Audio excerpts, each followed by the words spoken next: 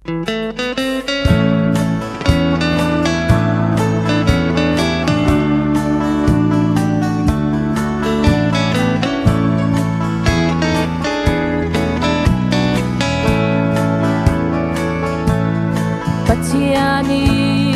rem ruan nak bang insang noa din dingin nule pa thau thangu insang nun a thati a rem pau chun kan mu ton mi thil tin kim min anwa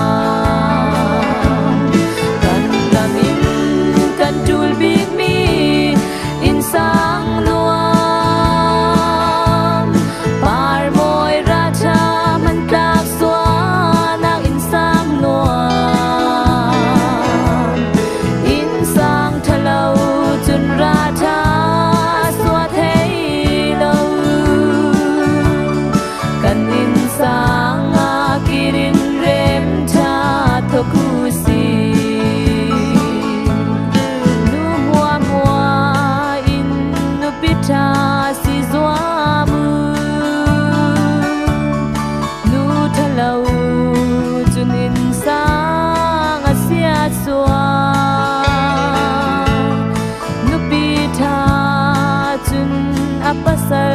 asyam tha fa le shang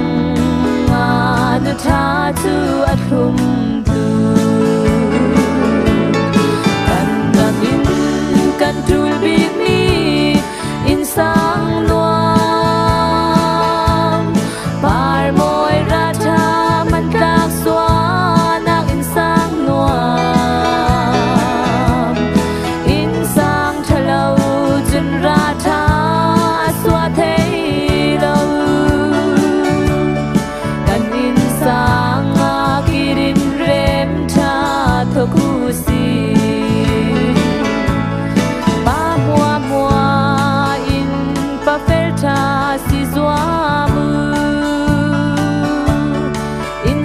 Suai tulu big asi zau tim ka dun zon plak pai nak tu nu le fa zau tim plak par moi an suai kan gamin kan tul big mi insang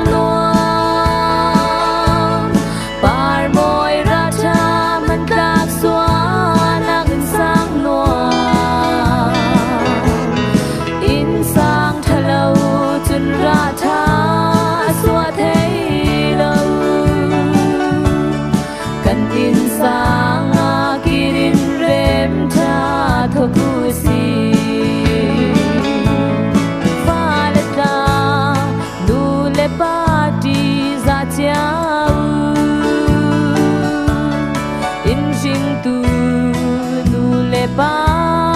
an si nu le ba thin bang ter tu se lau